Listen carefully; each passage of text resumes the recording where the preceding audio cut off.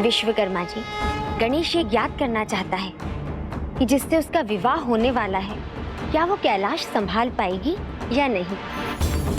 इसलिए यदि आपकी आज्ञा हो तो उसे कुछ प्रश्न पूछने दीजिए। माता पार्वती, मेरी पुत्रियां ज्ञानी भी हैं और योग्य भी, इसलिए मुझे कोई आपत्ति नहीं है। माता, हम कैलाश के योग्य हैं। इसे प्रमाणित करने में हमें कोई संकोच नहीं। हाँ माता, हम इनकी चिंता समझती हैं, इसीलिए हम किसी भी परीक्षा के लिए सहर्ष तैयार हैं।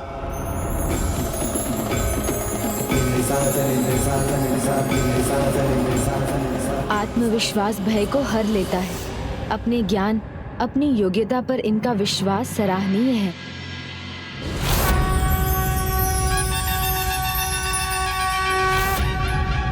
ये अद्भुत दृश्य क्या किसी दिव्य घटना का संकेत है? प्रभु, इन्हें देख किन विचारों में खो गया? ये नहीं, आपको इनकी परीक्षा लेनी है।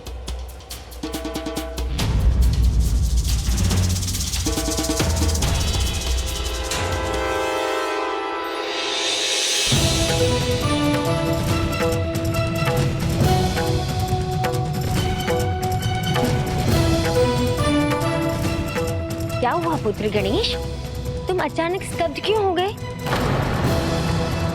परीक्षा देने वाले से अधिक चिंतित तो परीक्षा लेने वाले प्रथम पूज्य गणेश जी दिखाई दे रहे हैं।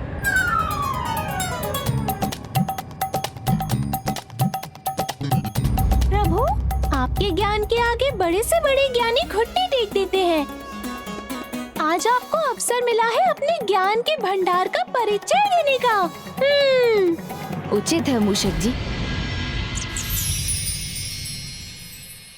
पता नहीं प्रभु किस अनुभूति में खो गए हैं। अब मुझे ही स्थिति को संभालना होगा।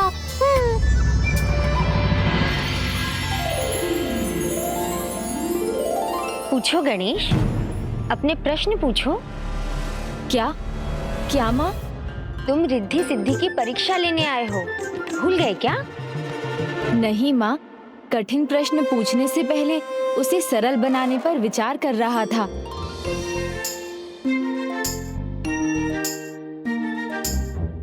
अच्छा ठीक है, सबसे पहले आप दोनों आसन ग्रहण कीजिए, किंतु एक शर्त पर।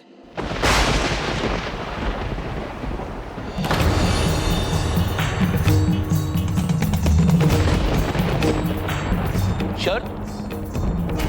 आसन के लिए कैसी शर्त है गणेश जी? मैं चाहता हूँ आप दोनों अपने लिए यहाँ सबसे ऊंचे आसन का चुनाव करें, किंतु आसन ऐसा हो कि किसी भी बड़े के सम्मान में कोई आंच ना आए। ऐसा ना लगे कि उनका निरादर हो रहा है।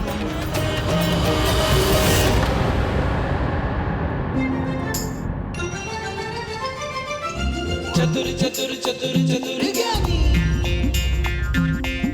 चतुर चतुर चतुर चतुर ज्ञानी।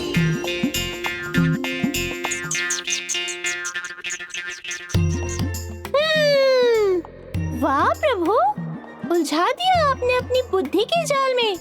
ऊंचा आसन, वो भी जगत माता और जगत पिता के सामने, बिना उनका निरादर किए। चतुर चतुर चतुर चतुर ज्ञानी। इस प्रश्न के विघ्न को विघ्नहर्ता ही हर सकते हैं। इसलिए देवियों, मेरा सुझाव है प्रथम पूज्य गणेश जी का नाम ले लीजिए। संभव है ये विघ्न अभी टल जाए।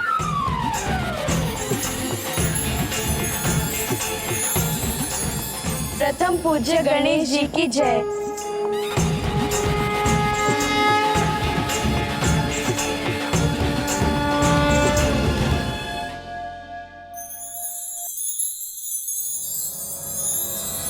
मैं चाहता हूँ आप दोनों अपने लिए यहाँ सबसे ऊंचे आसन का चुनाव करें, किंतु आसन ऐसा हो कि किसी भी बड़े के सम्मान में कोई आंच ना आए। ऐसा ना लगे कि उनका निरादर हो रहा है।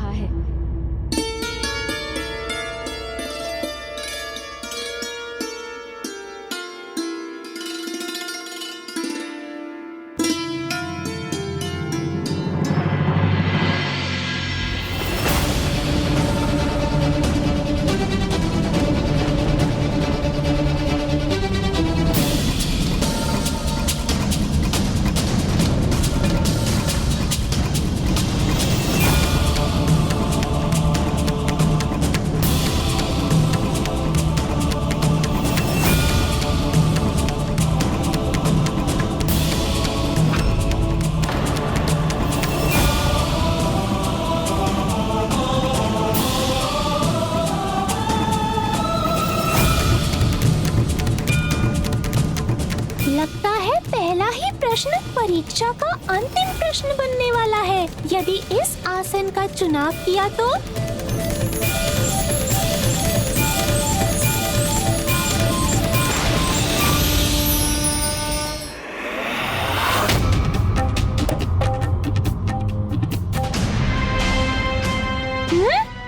ओह, कहीं इन्हें कोई उपाय तो नहीं सूझ गया?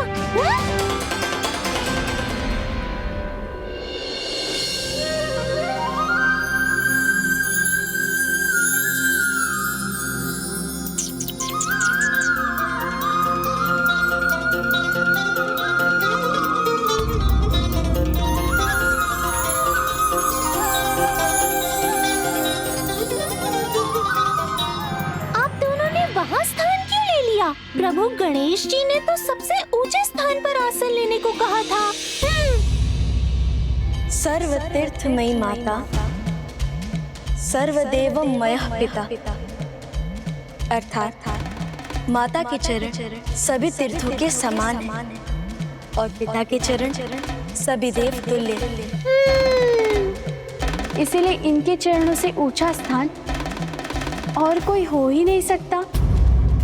इनके चरणों में बैठकर हम किसी भी बड़े का अनादर नहीं कर रहे और जहां हम बैठे हैं वही जीवन का, ऊर्जा का और ज्ञान का स्रोत है। इसीलिए हम अभी किसी भी प्रकार के परीक्षा के लिए तैयार है गणेश जी। हमारा निवेदन है कि आप हमारी परीक्षा आरंभ कीजिए। परीक्षा का प्रथम चरण तो पूरा भी हो चुका। व्यावहारिक ज्ञान में आपने अपनी कुशलता प्रमाणित कर दी। प्रभु, आपके प्रश्न के समान इनका ज्ञान भी बढ़ा है। आपको प्रश्नों की कठिनाई का स्तर बढ़ाना होगा। अब मैं आपके सामान्य ज्ञान की परीक्षा हेतु एक प्रश्न पूछूंगा। उज्ज्वल बरन अधीन तन, एक चित्त दो ध्यान, देखन में तो साधु हैं पर निपट पाप की खान।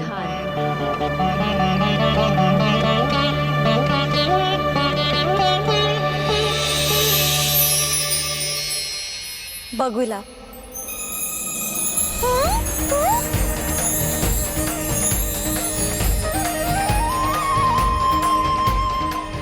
हाँ, बगुला। बगुला भक्ति तो किसी की आंखों से छिपी नहीं। वो श्वेत है, जल में ऐसे मगन होकर खड़ा रहता है जैसे कोई साधु प्रभु का ध्यान कर रहा हो, किंतु मीन को देखते ही उस पर घात कर देता है। एक नारी के दो बालक, दोनों एक ही रंग, एक फिरे एक खड़ा रहे, फिर भी दोनों संग।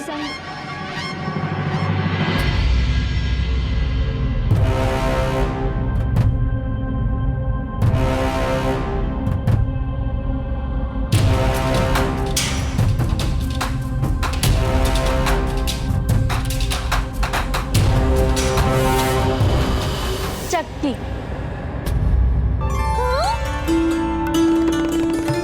चक्की के दो पार्ट भिन्न होते हुए भी एक साथ रहते हैं। उनमें से नीचे वाला स्थिर रहता है, किंतु जो ऊपर होता है वो घूमते रहता है।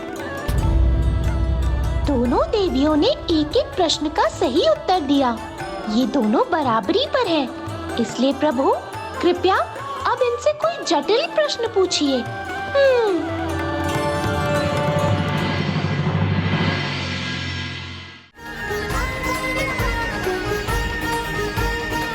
गजानन, अपने सामान्य ज्ञान से दोनों देवियों ने हम सभी को प्रभावित किया है, तो अब उनके वैदिक ज्ञान की परीक्षा का समय है। मेरी पुत्रियों को सभी वेदों का ज्ञान है, इसीलिए मुझे विश्वास है कि वो उसमें भी सफल होंगी। अपनी संतान पर विश्वास करना चाहिए, इससे उनका मनोबल बढ़ता है। किंतु मेरा प्रश्न वेद में लिखित श्लोक के पाठ से नहीं है, बल्कि उसके भावार्थ से है, श्लोकों के पीछे छिपे संदेश से है। क्या आप दोनों तैयार हैं?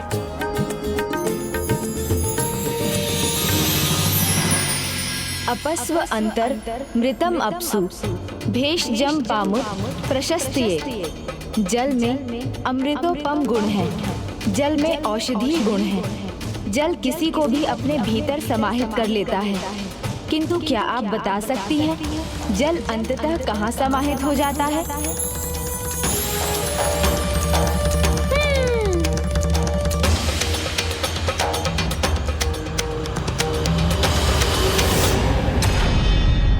वायुमंडल में।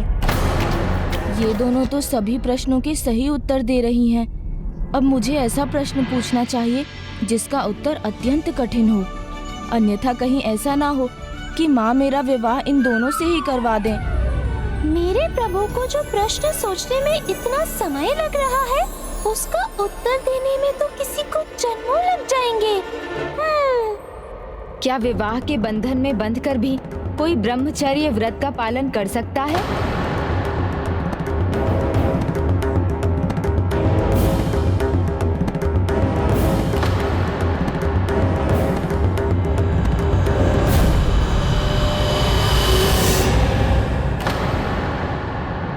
परम सत्य, परम प्रभु की निरंतर खोज ही ब्रह्मचर्य है, इसीलिए विवाह के बाद भी ब्रह्मचर्य व्रत का पालन करना संभव है। किंतु परम सत्य की खोज तो वही कर सकते हैं जो स्वतंत्र हों, पर विवाह के पश्चात मनुष्य गृहस्थी से बंध जाता है। किंतु हे माता पार्वती नंदन, विवाह से किसी की स्वतंत्रता कहाँ छिनती है?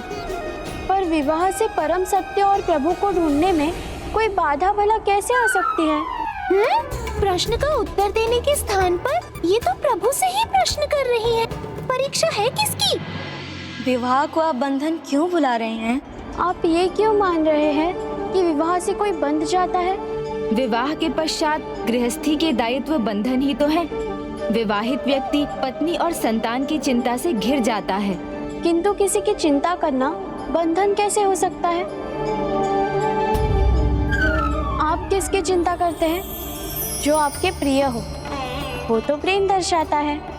और जहाँ प्रेम है वहाँ कोई बंधन कैसा?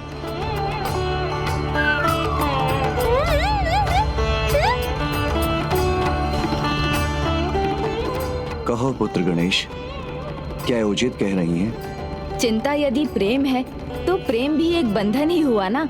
नहीं प्रभु, स्वार्थ से लिपटा प्रेम बंधन हो सकता है, किंतु जहाँ प्रेम का आभार ही निस्वार्थ प्रेम का भाव है, वो तो बस मुक्ति का आभास करता है। इसीलिए विवाहित व्यक्ति भी ब्रह्मचर्य का अनुभव कर सकता है। प्रेम अपेक्षाओं को जन्म देता है, अपेक्षा से व्यवहार और फिर स्वार्थ एवं इच्छाओं का उदय होता है। निस्वार्थ भाव से त्याग होता है, वही सच्चे प्रेम की आत्मा है।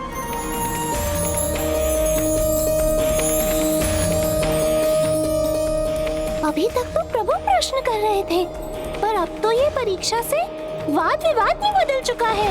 यदि जो भी आपने कहा सत्य है, तो क्या आप सच्चे निस्वार्थ प्रेम का जीवंत उदाहरण दे सकती हैं? विधाता की रची ये पूरी सृष्टि ही इसका उदाहरण है प्रभु। हमारे उत्पत्ति का कारण भी तो निस्वार्थ प्रेमी है, जो गृहस्थ आश्रम में होता है, जहाँ गृहस्थी होते हुए भी कोई बंधन नहीं होता।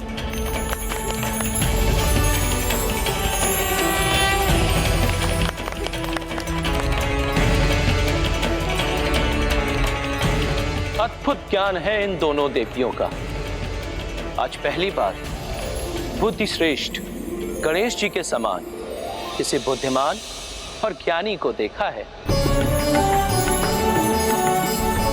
आपके तर्क और विचारों ने मुझे प्रसन्न कर दिया। ये विवाद विचारों का वो आदान प्रदान था जिससे आपके आत्मिक ज्ञान का प्रमाण मिलता है। उचित कहा गणेश ने। जो आत्मज्ञान में पारंगत होते हैं वो तर्क वितर्क से पीछे नहीं हटते, फिर भले उनके सामने बुद्धि श्रेष्ठ गणेश ही क्यों ना हो। आप दोनों ने अपने तर्कों से अपने आत्मज्ञान का परिचय दिया है। पुत्र, अब तो तुम संतुष्ट हो? नहीं माँ, अंतिम परीक्षा तो अभी शेष है। अंतिम परीक्षा तो अभी शेष है। पुत्र, इन दोनों ने अपने ज्ञान, बुद्धि और विवेक से हम सभी को प्रभावित किया है। अब इनकी और कितनी परीक्षा लोगे तुम? तुम्हारी माता उचित कहती है पुत्र। तुम्हारे सभी प्रश्नों के उत्तर दोनों ने दिए हैं।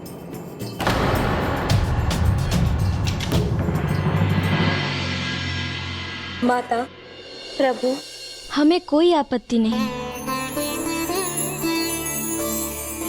जिनके साथ हम हमारे नवीन जीवन के आरंभ की कामना रखते हैं, वो यदि हमारी और परीक्षा लेना चाहे तो वो अवश्य ले। हम किसी भी परीक्षा के लिए तैयार हैं। उचित है। तो फिर ये रहा मेरा अंतिम प्रश्न। ब्रह्म ज्ञान में सभी ज्ञान का समावेश होता है। ब्रह्म ज्ञान में निपुण व्यक्ति सभी स्थितियों का सामना सरलता, शांति और संयम से करता है। इस अंतिम परीक्षा के लिए मैं आप दोनों के सामने एक परिस्थिति उत्पन्न करूंगा, आप जिसकी भाग भी होंगी और जिसे आपको सुलझाना भी होगा। यहाँ जो भी उपस्थित हैं, उनसे बिना मांगे, बिना साधना या तपस्या किए और बिना किसी पूजा या विनती के उनका सब कुछ प्राप्त कर अपने ब्रह्म ज्ञान को प्रमाणित कीजिए। आशा है ये अन्य ज्ञान के समान ब्रह्म ज्ञान में भी निपुण होगी।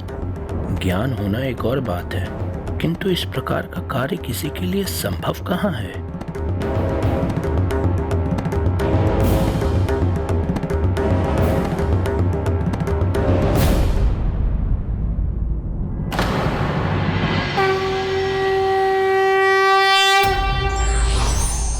प्रभु का आशीर्वाद, समता से भरा चित्त और विवेक जटिल से जटिल प्रश्नों को सरलता से सुलझा देते हैं। For more updates, subscribe to our channel, click the show links and enjoy watching the videos.